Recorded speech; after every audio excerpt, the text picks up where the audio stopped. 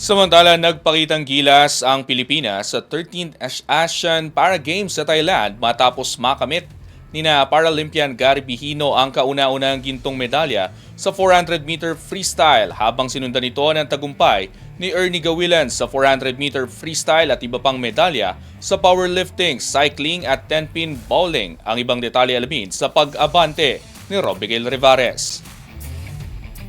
Iniaalay ni Paralympian Gary Bihino ang kanyang panalo sa anak na nagdiriwang ng birthday ngayong araw at sa bansa matapos makamit ang kauna-unahang gintong medalya sa record time sa 400-meter freestyle S6 sa 13th ASEAN Para Games, Miyerkules sa Thailand.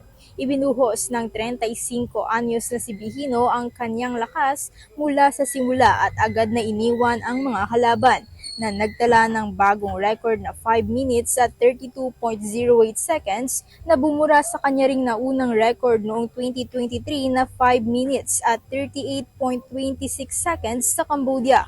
Ito na ang ika-anim na gintong medalya ni Bihino sa torneo, kabilang ang iba pang mga nauna. Masaya kasi nakakuha ako ng ginto at saka bukod sa nakakuha ako ng ginto, masaya ako kasi yung time naibaba ko ng ilang segundo. Nagkataon sabay din sa sa birthday ng anak ko. At kay Gray Bihino.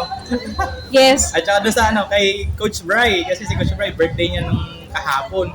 At saka si Sir Leo, meron pang susunod na birthday si Carolan. Yes. Oo, kasi kagabi ko pa rin iniisip mag-birthday yung anak ko. Siyempre nakakadagdag din siya ng boost para sa akin kasi birthday niya wala ako doon. Samantala nakapag-uwi rin ng gintong medalya si Paralympian Ernie Gawilan sa 400-meter freestyle S7 sa oras na 5 minutes at 2.39 seconds.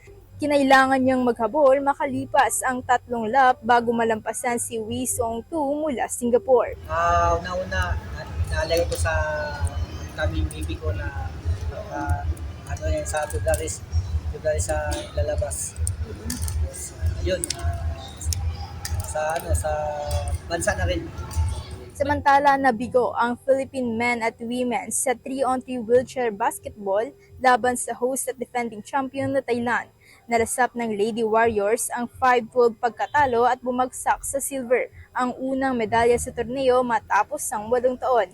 Natalo rin ng Philippine Warriors sa Thai team sa score na 13-20. Nag-ambag din ng pilak si Maridol Pamatian sa 41 kilograms ng women's para powerlifting matapos buhati ng kabuang 77 kilograms habang may tanso naman mula kina Michael Bayani sa paracycling at Francisco Ednaco sa singles event ng 10-pin bowling. Ako si Robigail Rivares, Abante Sports, nauna.